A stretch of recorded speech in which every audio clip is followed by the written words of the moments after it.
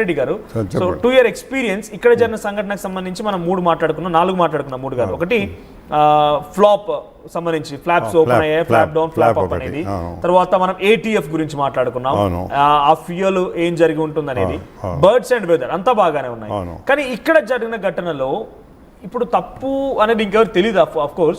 So human error అనేది ఒక by chance ఉంది అని అనుకుంటున్నాను. ఎంత మేర ఛాన్స్ ఉంటుంది? Assumption are benefit of doubt? Is a probability. Okay, it might be అని అనుకుంటున్నాం. సేమ్ థింగ్, ఫ్యూయల్ రాకుండా 2 ఇంజన్లు ఫెయిల్ అవడం కూడా ప్రాబబిలిటీ అనుకుంటున్నాం మనం. There could be it's be combination of both. Engines కూడా ఫెయిల్ కావచ్చు, ఈ ఫ్లాప్ దాంతో కూడా సింక్ అయింది కూడా కావచ్చు. ఆర్ ఓన్లీ ఇంజన్స్ ఫెయిల్ అయ్యి అయిండొచ్చు కూడా.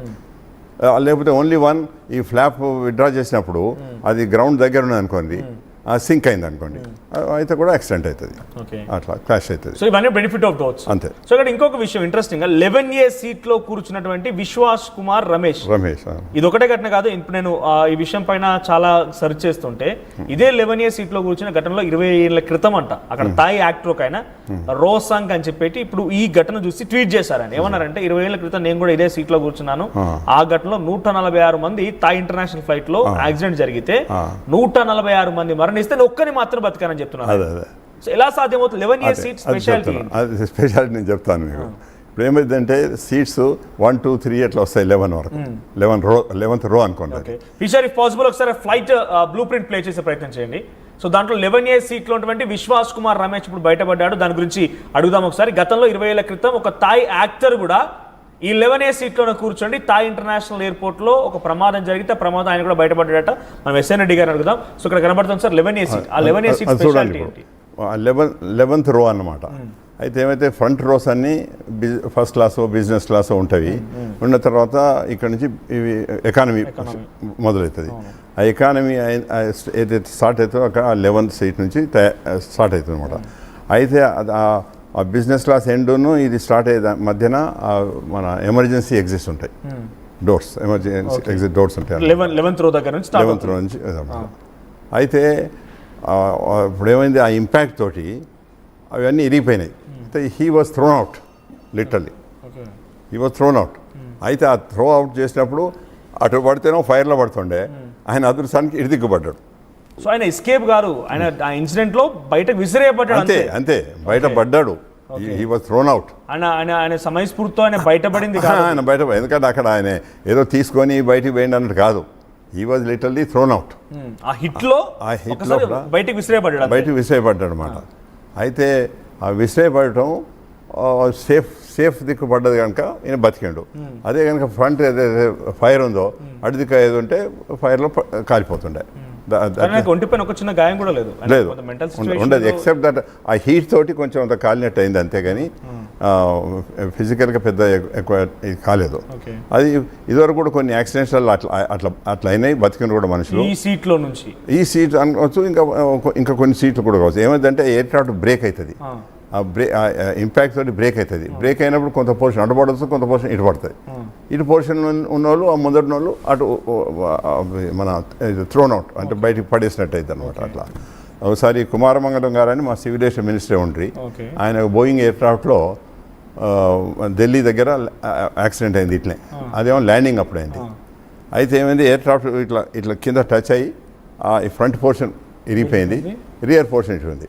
ఆ ఫ్రంట్ పోర్షన్లో ఉన్న వాళ్ళు అందరూ చనిపోయినారు. ఈయన ఎగ్జిక్యూటివ్ క్లాస్లో ఫ్రంట్లో ఉన్నాడు కనుక ఈయన కూడా చనిపోయాడు. బట్ వెనక ఈ ఇరిగిపోయిన వెనక పోర్షన్లో ఉన్న వాళ్ళు సావలేదు. ఒక 35 మంది దాదాపు సావలేదు. సో అది అదృష్టం. బ్రేక్ అవడం అనేది ఇప్పుడు విశ్వాస్ కుమార్ విషయంలో కొంత విసిరిపోయబడ్డాడు. ఆయన ఎస్కేప్ అవడం అనేది ఏం లేదు. సో ఇక్కడ సేఫ్టీ మెజర్స్ ఉంటాయి సార్. బేసిక్ ఇటువంటి ప్రమాదాలు జరుగుతాయి, చిన్న చిన్న వాటిలో మనం చూస్తూ ఉంటాం. ప్రతి చోట ఒక సేఫ్టీ మెజర్ అనేది ఉంటూ ఉంటుంది. ట్రైన్స్ కానివ్వండి, బస్సెస్ కానివ్వండి జరుగుతూ ఉంటుంటాయి. కాబట్టి సో ఆ ఫ్లైట్స్ లాంటి దాంట్లో సేఫ్టీ మెజర్స్ ఎలా ఉంటూ ఉంటాయి? ఇటువంటి ఫైర్స్ దాంట్లో మీరు ఆపరేట్ చేయగలుగుతారు, బట్ ప్యాసింజర్స్ ఉండే సేఫ్టీ మెజర్స్ ఏంటి? ఏనండి, ప్యాసింజర్ సేఫ్టీ ఏంటంటే ఈ ఎమర్జెన్సీ ఎగ్జిట్స్ ఉంటాయి కదా, అక్కడ ఎప్పుడు ఒక క్యాబిన్ అటెండెంట్ కూర్చుంటారు. ఐదర్ ఎయిర్ హోస్టెసో లేకపోతే ఫ్లైట్ పర్సర్ అంటారు, వాళ్ళు ఎవరైనా కూర్చుంటారు అనమాట. ఏదైనా అటువంటి ఎమర్జెన్సీ వచ్చినప్పుడు, ఎప్పుడు ఎమర్జెన్సీ వస్తాయంటే మనం ల్యాండింగ్ అప్పుడు రావచ్చు. టేక్ ఆఫ్ అప్పుడు కూడా ఒక స్పీడ్, దాన్ని V1 అంటాం మనం. ఆ V1 తర్వాత అయితేనో ఎట్లా టేక్ ఆఫ్ కావాలి. V1 కంటే మొదలైతే మనం రిజెక్ట్ చేస్తాం. ఇట్లా థ్రాట్స్ బ్యాక్ అని బ్రేక్ కొడతాం అనమాట. ఆ రన్వే లోపల అది అయిపోతుంది. సో అటువంటి టైంలో ఏదైనా ఫైర్ వచ్చింది అనుకోండి, ఎవాక్యుయేషన్ చేయాలి ఇమీడియట్గా.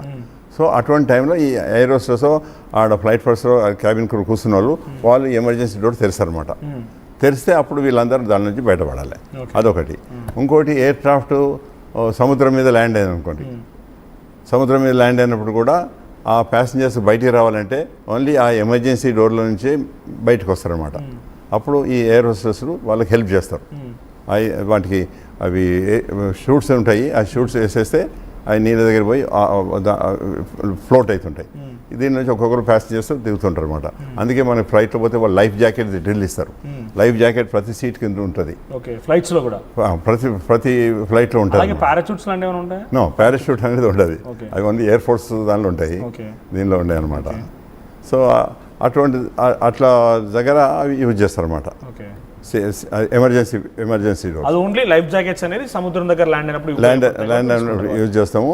ఇటువంటి ఘటనప్పుడు అయితేనే అన్నప్పుడు టేక్ ఆఫ్ అప్పుడు రిజెక్ట్ చేస్తాము, లేకపోతే ల్యాండింగ్ తర్వాత ఏదైనా అయ్యి ఉంటే అటువంటి టైంలో వీళ్ళు ఆ ఎమర్జెన్సీ డోర్ ఓపెన్ చేస్తారు. అంతవరకు వీళ్ళు సీట్ బెల్ట్లో పెట్టుకోవాలి. ఎప్పుడు ల్యాండింగ్ టేక్ ఆఫ్కు సీట్ బెల్ట్ పెట్టుకోమంటారు. కానీ అటువంటి ఘటన అయినప్పుడు మాత్రం వీళ్ళు సీట్ బెల్ట్ వేసేస్తే ఇతర వాళ్ళు ఎమర్జెన్సీ డోర్ తెస్తారు, ఒకటి తర్వాత ఒకటి బయటపడాలి. అట్లా. సో ఇక్కడ సార్ ఫైనల్గా మనం మాట్లాడదాం, మే డే అంటే ఏంటి? మే డే అనే పదం, మే డే అనేది ఏంటంటే అదొక టర్మ్. ఇప్పుడు నేను కదా గేర్ అప్ అంటాము, ఇట్లా అంటాం కదా, అదొక టర్మ్ అన్నమాట. ఎక్స్ట్రీమ్ ఎమర్జెన్సీ ఉన్నప్పుడు మనం మేడే అని చెప్తారు. అంటే ఏటీసీకి తెలుస్తుంది అంటే వీళ్ళకి ఏదో చాలా ఎక్స్ట్రీమ్ ఎమర్జెన్సీ ఉన్నది. ఇక్కడనేమో మనకు ఇక దాని తర్వాత మాట్లాడే టైం లేకుండా ఆ ఫ్యూ సెకండ్స్లే ఈ కుడ్ నాట్ టాక్ ఎనీథింగ్. అది సపోజ్ నేను 40,000 ఫీట్లో ఫ్లై చేస్తున్నా, నాకు ఏదైనా ఇటువంటి అపాయం అయింది అనుకోండి, అప్పుడు మేము మేడే అని చెప్తాం. చెప్పి ఏటీసీ చెప్తాం, నేను ఈ హైట్లో ఉన్నాను, నాకు ఇది ఒక ఇంజన్ ఫెయిల్ అయిపోయిందో లేకపోతే ఇంజన్ ఫైర్ వచ్చిందో అని చెప్పే టైం ఉంటుంది. ఆ 40,000 నుంచి కిందికి వచ్చే వరకు ఎంతో టైం ఉంటుంది. ఇక్కడ టైం లేదనమాట. ఇది all happen with in few seconds, fraction of seconds I can say. So దాంతో ఇక్కడ పాపం టైం లేకుండా వాళ్ళు they could not convey any further. ఆడికి కూడా ఆ మేడే అనటం కొరకు వాళ్ళు టైం దొరికింది. ఒకసారి ఆ టైం కూడా ఫ్లాప్ అప్ అనేటువంటి సిచువేషన్ లో కూడా ఇంకొంచెం హైట్ లో ఉంటే రికవర్ అయిపోతుండే. ఉన్న బిల్డింగ్స్ లేకుండా అయిపోతుండే, బిల్డింగ్స్ లేకున్నా కానీ సరిపోతుండే. ఆ బిల్డింగ్స్ ఉండే వరకు ఈ ఫ్లాప్ పైకి పోయే వరకు లిఫ్ట్ పోయి ఎయిర్ క్రాఫ్ట్ సింక్ అయింది అనమాట. సింక్ అయ్యి థ్రస్ట్ అప్ అంటే ఏంటి సార్? థ్రస్ట్ అనేది ఈ మన పవర్ అనమాట. ఏది మనం ఇంజన్ ఏదైతే ఓపెన్ చేస్తామో దాన్ని థ్రస్ట్ అంటారు. ఆ థ్రస్ట్ ల్యాబ్స్ కూడా ఉంది, పవర్ ల్యాబ్స్. అదే థ్రస్ట్ పోయిందంటే ఏంది, ఆ ఫ్యూయల్ పోతలేదు. ఆ ఫ్యూయల్ పోకపోయే వరకు థ్రస్ట్ అయిపోతుంది అనమాట. Air craft will not get the power. అది మనం ఎంత ఇప్పుడు మనం యాక్సిలరేటర్ ఇస్తున్నాం కార్లో, దానికి ఆ ఫ్యూరే లేకపోయిందంటే మనం ఎంత యాక్సిలరేటర్ ఇచ్చినా ఏం కాదు కదా. అట్లా అనమాట ఇక్కడ అట్లయింది అది. సో ఫైనల్గా ఈ ఘటనకు సంబంధించి ఒక రిపోర్ట్ బయట రావాలంటే ఎంత సమయం పట్టవచ్చు అంటారు? అదే చెప్తున్నా కదా, depending on the experts gathering together and it may take, sir చెప్పినట్టు మేబీ 3 months కావచ్చు, 2 months కావచ్చు. ఇంకోటి ఏంటంటే ఈ ఇన్వెస్టిగేషన్ బోర్డులో ఇప్పుడు మన దగ్గర నుంచి ఎక్స్పీరియన్స్ పీపుల్ ఉంటారు. ఈ ఏఐబి ఉంది కదా, accident air accident investigation bureau ఉంది కదా, దానిలో ఎక్స్పర్ట్స్ ఉంటారు, ఇంజనీర్స్ ఉంటారు, పైలట్స్ ఉంటారు. అట్లే డీజీసీఏ కూడా వాళ్ళ దగ్గర కూడా పైలట్స్ ఉంటారు, సీనియర్ పైలట్స్ ఉంటారు, సీనియర్ ఇంజనీర్స్ ఉంటారు, ఎక్స్పీరియన్స్ వాళ్ళు ఉంటారు. తర్వాత ఇప్పుడు నేను అది మీకు జ్ఞాపకం ఉండొచ్చు, ఎయిర్ బస్ 300 తిరుపతి దగ్గర ల్యాండ్ అయింది. మీకు జ్ఞాపకం ఉందా? అలా పెద్ద విమానం తిరుపతి దగ్గర ల్యాండ్ అయింది. దానిలో ఈ మన యాక్టర్ వాళ్ళు ఉండ్రి. అయితే అక్కడ ఆ ఇన్వెస్టిగేషన్ నేను కూడా ఇన్వెస్టిగేషన్ బోర్డులో ఉంటాను అన్నమాట. అట్లా. సో అయితే ఇప్పుడు ఏమైతే దీనికి మనుషులు సావకుంటే ఒక ఇన్వెస్టిగేషన్ ఉంటుంది, మనుషులు చచ్చిన తర్వాత చాలా సీరియస్ ఇన్వెస్టిగేషన్ ఉంటుంది అనమాట. దానికి ఒక హైకోర్టు జడ్జిని పెడతారు. అయితే యాక్టివ్ జడ్జి లేకపోతే రిటైర్డ్ జడ్జి అని పెడతారు. పెడితే ఆయన రూల్స్ ప్రకారంగా ప్రతిదీ ఎవరెవరు చూసినారు, ఏమైంది అన్నీ రికార్డ్ చేయాలన్నమాట. దాంతో అది కూడా ఫ్యూ మంత్స్ అవుతుంది. ఇప్పుడు నేను చెప్పిన ఇన్వెస్టిగేషన్ 7 months అయింది మాకు అట్లా. So it takes time. కానీ ఈ డేటా అంతా తీసుకొని we present to them and then they will analyse. అయితే దాంట్లో మన ఎక్స్పర్ట్సే కాకుండా ఎయిర్లైన్ ఎక్స్పర్ట్స్ ఉంటారు, ఎయిర్లైన్ తరఫు నుంచి కూడా, ఎందుకంటే ఇది న్యాయం అవుతుందా అవుతలేదా అని. ఇంకోటి మ్యానుఫ్యాక్చరర్స్ వాళ్ళు ఉంటారు, బోయింగ్ కంపెనీ వాళ్ళు ఉంటారు అక్కడ. తర్వాత ఆ ఇంజన్ మ్యానుఫ్యాక్చర్ ఉంటే ఇంజన్ మ్యానుఫ్యాక్చర్ చేసే వాళ్ళు ఉంటారు. ఈ ఇప్పుడు నేను చెప్పిన ఫ్యూయల్ ఫైడెక్ ఎక్విప్మెంట్ ఉంది కదా, ఆ ఎక్విప్మెంట్ మ్యానుఫ్యాక్చర్ చేసిన వాళ్ళు కూడా ఉంటారు. ఎందుకంటే అందరు ఏం చూస్తారంటే మా వలన యాక్సిడెంట్ అయిందా అన్నెసరీ మా మీద పెడుతుండ్రా అన్నట్టు ఉంటుంది. అందుకొరకు మా పైలట్స్ తరఫు నుంచి కూడా కొంతమంది ఉంటారు, వాళ్ళు పైలట్స్ వాళ్ళ యూనియన్ వాళ్ళ లీడర్స్ ఎవరు ఉంటే వాళ్ళు కూడా పార్టిసిపేట్ చేస్తారు. ఎందుకంటే అన్నెసరీలో పైలట్ మీద బ్లేమ్ పెడుతుండ్రా. ఇప్పుడు సాధారణంగా ఏమైతుందంటే పైలట్ చనిపోయాడు, వాని మీద బ్లేమ్ పెడితే అయిపోతుంది అని అటు చేయవచ్చు అనమాట. అందుకొరకు వాళ్ళు కూడా అందులో ఉంటారు to protect their rights, saying that no మీరు అన్యాయంగా పైలట్ మీద పెడుతుండే, పైలట్ తప్పు కాదు. ఇప్పుడు ఇక్కడ సపోజ్ 2 ఇంజన్లు ఫ్యూయల్ అయినా అనుకోండి, అది ఆయన తప్పు కాదు, బట్ ఆయన తప్పు ఒకటి చేసిన ఫ్లాప్ది. దానికి వరకు ఏదో 10% రెస్పాన్సిబుల్ కావచ్చు, బట్ ఇంజన్ ఫెయిల్ అవటం 90% రెస్పాన్సిబుల్. అయితే ఇంజన్స్ మీద అది పెట్టకుండా పైలట్ మీద కూడా పెట్టి తప్పించుకుంటా ఉంటుంది. ఎందుకంటే ఆయన చనిపోయిపోయాడు, వీళ్ళు ఏం చేస్తారు మా ఇంజన్స్ మీద బ్లేమ్ చేయవద్దు అని అటువంటి ప్రయత్నాలు కూడా అయితే అనమాట. సో ప్రెసెంట్ అది ఇన్వెస్టిగేషన్ నడుస్తుంది. Thank you for joining us sir. Thank you. చాలా టెక్నికల్ అంశాలు చెప్పారు. సో ఇక్కడ 4 సమస్యలు. ఒకటి ఇక్కడ ATF ఎయిర్ క్రాఫ్ట్ టర్బైనల్ ఫ్యూయల్కి సంబంధించి. సో టర్బైనల్ ఫ్యూయల్లో ఏమైనా కంటామినేషన్ జరిగినా, లేకపోతే ఫడెక్ అనేటువంటి ఒక మెకానిజం ఉంటుంది అందులో. సో అది ఇంజన్స్కి ఈ ఫ్యూయల్ని సప్లై చేస్తుంది. ఇదేనా తప్పిదం జరిగినా కూడా 2 ఇంజన్లు ఆగిపోయే అవకాశం ఉంది. కంటామినేషన్ జరిగి 2 ఇంజన్లు ఆగిపోయే అవకాశం ఉంది. సో 2 ఇంజన్లు జరిగిపోతే ఈ ప్రమాదం జరగవచ్చు, ఒక సమస్య. ఆ తర్వాత flop down. So flop down flop up అంటే ఎప్పుడైతే సార్ చెప్తున్నట్టుగా SND గారు చెప్తున్న ప్రకారంగా ఒక పుష్ అప్ ఇవ్వడం కోసం ఇవి ఉపయోగిస్తూ ఉంటాయి. చాలా ఎనర్జెటిక్గా ఆ ఎయిర్ని తట్టుకొని లిఫ్ట్ చేయడం కోసం, ఆ ప్లేన్ లిఫ్ట్ చేయడం కోసం ఉపయోగపడుతూ ఉంటాయి. అది ఇక్కడ గేర్ అప్. మనం చూడండి ఈ ఫ్లైట్లో SND గారు చెప్తున్నట్టుగా ఆ చివరిగా BJMC మెడికల్ కాలేజ్ పైన, ఎస్ చూడండి సార్ చెప్తున్నదే, వీల్స్ అది BJMC మెడికల్ కాలేజ్ పైన క్రాష్ జరిగే వరకు కూడా వీల్స్ ఓపెన్లోనే ఉన్నాయి. ఒకసారి వీల్స్ గమనించండి, వీల్స్ ఓపెన్ ఉన్నాయి. సో గేర్ అప్ అనేటువంటి మాటని కనుక కెప్టెన్ చెప్పుంటే ఫ్లాప్ డౌన్ ఫ్లాప్ అప్ అనే మాట ద్వారా ఆయన ఫ్లాప్ కనుక డౌన్ చేసి ఉంటే ఆ ఫ్లాప్ క్లోజ్ అయిపోతే ఈ పుష్ ఇవ్వలేక కొంత కిందికి వచ్చింది. ఆ సమయంలో ఈ యాక్సిడెంట్ జరగవచ్చని ఒక ఛాన్స్ ఉంది. ఇక్కడ బర్డ్స్ అండ్ వెదర్ మాత్రం కండిషన్ బాగున్నట్టు తెలుస్తోంది. ఢిల్లీలో ఎయిర్పోర్ట్ స్టార్ట్ అయినప్పటి నుంచి కూడా దానికి ఎటువంటి డిఫాల్ట్స్ లేవు. అహ్మదాబాద్ వచ్చేంత వరకు ఎటువంటి డిఫాల్ట్ లేదు. Experienced pilots and trained pilots వాళ్ళు ఎటువంటి డిఫాల్ట్స్ కూడా రికార్డ్ చేయరు. సో ఇక్కడ సమస్యల్లా ATF లేదా ఫ్లాప్ డౌన్ ఫ్లాప్ అప్ ఇది మాత్రమే కొంత సమస్యాత్మకంగా ఉంది. సో మరి అది 2-3 నెలల్లో బయటపడే అవకాశం ఉంది.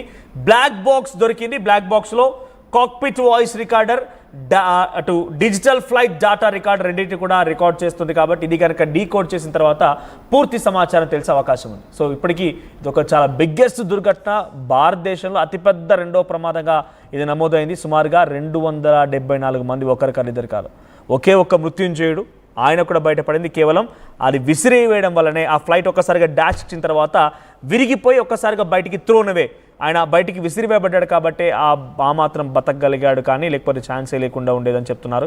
సో ప్రెజెంట్ ఈ ఘటనకు సంబంధించి ఇంకా చాలా ఆసక్తి రేపుతోంది. ఎందుకనంటే ఇక్కడ ఇంకా